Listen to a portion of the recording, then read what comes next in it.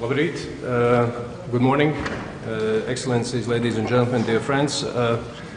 Warm welcome to everybody here at Latvian Foreign Ministry. Let's start our press conference.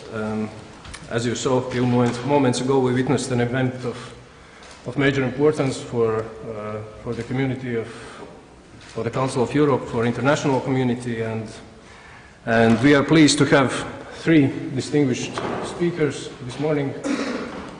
His Excellency Edgars Rinkēvičs, Foreign Minister of Latvia, His Excellency Ķorbonis Jaglands, Secretary General of the Council of Europe, and His Excellency Igor Čardak, Chairman of the Committee of Ministers of the Council of Europe. So without any further ado, I give the floor to Latvian Foreign Minister to make some introductory and opening remarks. Labdien, godātie žurnālisti! Ladies and gentlemen, dear journalists, as many of you just evidenced a couple of minutes ago, here in Riga we signed the additional protocol to the Council of Europe Convention on the Prevention of Terrorism. This additional protocol is important because it provides for the necessary steps on the European scale in order to improve legal instruments both in criminal law and in fight against foreign terrorist fighters.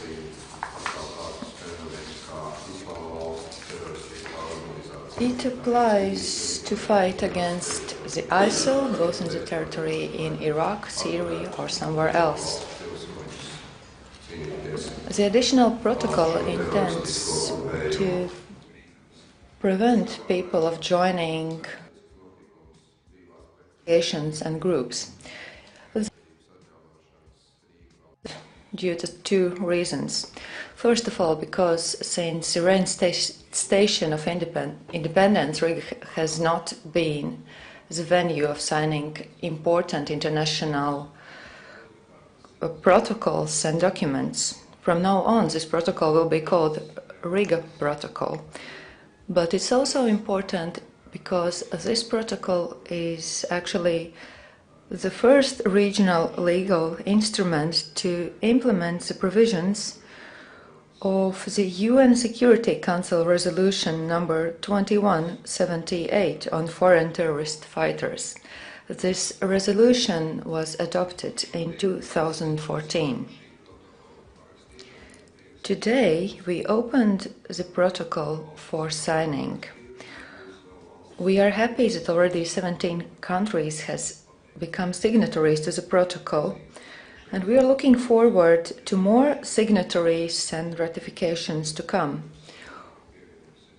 I am glad that Riga has become the place where where the additional protocol to the convention has been signed.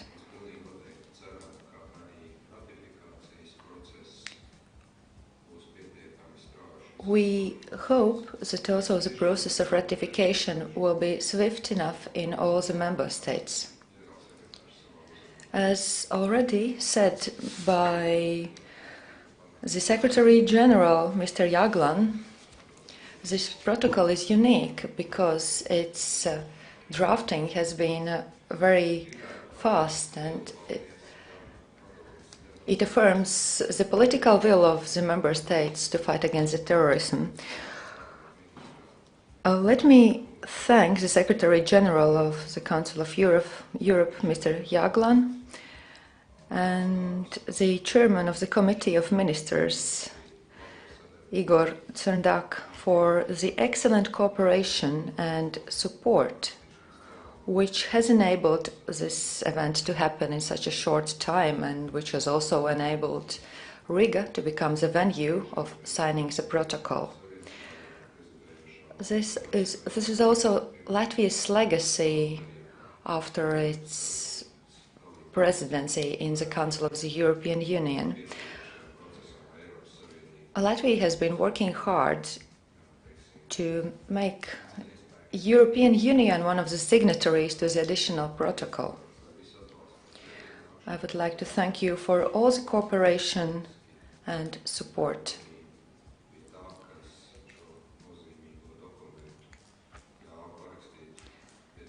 Thanks to Mr. Jagland and Mr. Tsendak, the additional protocol was unable to be signed in such a short time. Soon after the press conference, there will be an international conference on the implementation of the provisions of the protocol. Thank you, Mr. Minister, for the insight in the protocol.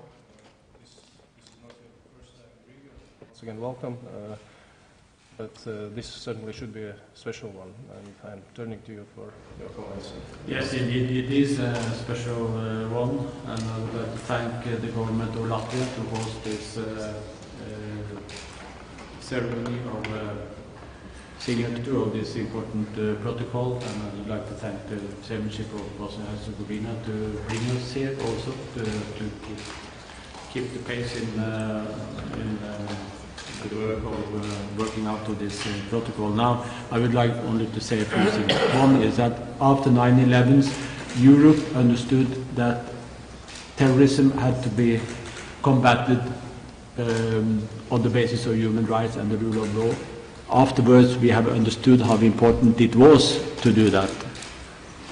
And this was actually enshrined in the Model Convention to this protocol, the Convention on Combating Terrorism, which was worked out also very speedily in 2005, and it became a kind of reference document for the European Union and also for the United Nations.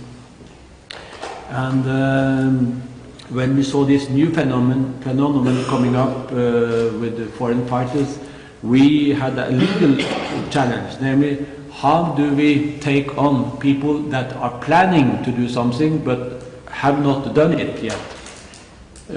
Because I mean, the legal basis in Europe is that you can prosecute people that have done something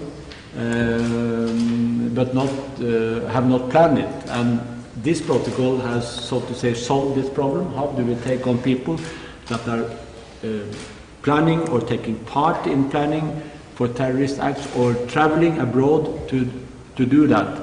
And what is very important here is that this protocol opens up for a much better cooperation across the borders between our member states. For instance, when youngsters are trying to get to Syria, they come to the Turkish border. Then, let's say from the United Kingdom, there are examples on that, which has created a lot of controversy. Then the Turkish and the UK government can immediately exchange information so that these people can be stopped on the border.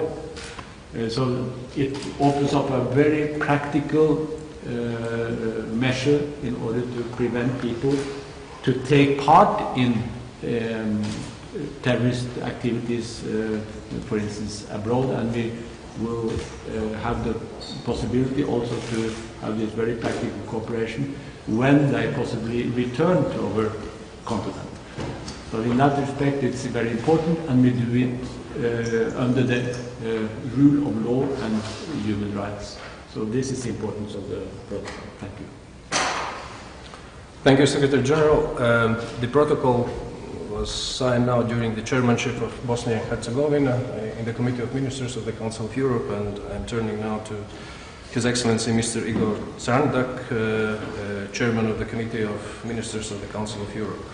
Please.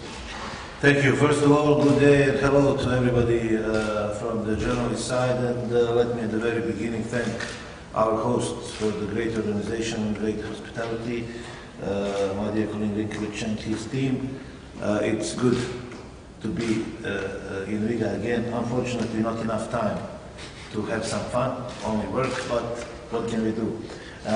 Also, at the very beginning, I would like to say that I think the signing ceremony today and the protocol, the convention, is first of all telling us that the Council of Europe, as an organization, recognized and took its role in this important fight against terrorism. This is the global evil thing, and we have unfortunately seen this throughout this year. Many terrorist attacks. After a long time, we had one in my own country, in the city of Zvornik, and we can all see how important it is to find the unique and resolute response to this. I'm extremely glad that this protocol stays as some kind of legacy of our chairmanship of the Council of Europe. My country was for the first time in a position to chair such a big organization and to have this big responsibility on the world political scene. And for us, this is one of the most important moments of the chairmanship. We started with this the very first day of the chairmanship, and I will repeat, extremely glad that we are in a position today to have this ceremony. It is of great importance that we have this, not only for symbolic reasons, not only for the messages that we are going to send today from here, but also for very practical reasons. The cooperation will be better among countries, the information will flow more easily among countries, and I hope that our response to terrorism, and especially towards the foreign terrorist fighters problem, will be much more evident, will be much more efficient in the future due to this protocol and to this activity. At the very end, I would also like to thank Mr. Toby Jagland, Secretary General Council of Europe, for his assistance on, and support on this particular thing. But also he was very supportive and a very dear friend throughout the chairmanship. But I will not make the final review of this until I turn over to my Bulgarian colleague on November 5th. But so far, so good. Once again, thank you for hospitality here in Riga, and I'm really glad that we had the opportunity to meet with this occasion here today. Paldies. Es gribētu teikt paldies Thank you. I would like to thank both Ministers of Foreign Affairs and Secretary General. Dear representatives from mass media, you have a couple of minutes to ask questions. Thank you. My colleague from Agence France Press. A couple of questions for Minister Rinkiewicz. The press information we have here illustrates how this protocol might be used against fighters in Syria and Iraq. Might it also be used to prosecute Latvian foreign fighters who are currently in eastern Ukraine fighting against the Ukrainian government? And secondly, could you please give us some details of the 24/7 hotline? Who's going to be responsible for this? Is it for the public or is it just an intergovernmental thing? Thank you very much. First of all, on the first question about foreign terrorist fighters in Ukraine, and here I have to say that this will be up to the law enforcement institutions. If any citizen of any country that is the member of the Council of Europe will be found in accordance with the international law as the party that is fighting in the terrorist organizations, then of course all the necessary international law as well as national criminal law will be applicable. As we all know, currently there has not been the resolutions of international organizations that describe groups, separatists who are fighting in eastern Ukraine as terrorist organizations. So that's where we don't have any international organization that has, let's say, declared them such. So technically, at this stage, while there is not an internationally recognized, let's say, terrorist groups or forces fighting with Ukraine or with any other countries, then no, this let's say provision wouldn't be applicable. It is different with Daesh. It is different with many other organizations that has been recognized either by United Nations or some other international organizations as terrorist organizations. That's a different case. About the hotline is really intended for the governmental use. As Secretary General actually has outlined, it is the tool where all member states, signatories of the additional protocol, and as I said in my opening remarks, we do hope that many more will join in coming days, can exchange the information, can actually coordinate their activities.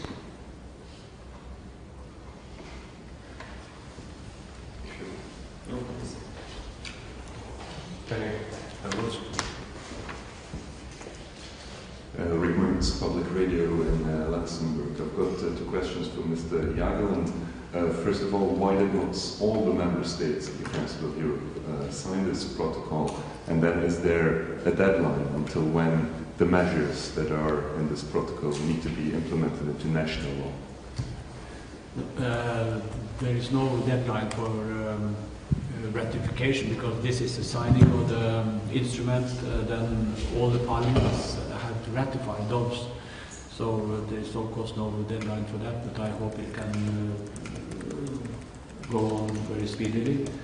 Well, why did not all member states sign up today? I would say, why did so many sign up today? Because this is actually a record for signature on the very first day of such an international legal instruments. So the fact that 17 of our 47 member countries signed the very first day is really an achievement. I expect that many more will come. This depends the fact that the others didn't come today is that they have legal procedures to follow domestically. It has to go through the government, of course, and there are other legal procedures with Parliament and that kind of things which prevented many to come here today, but they have signaled that they very soon will come to Strasbourg and sign the protocol.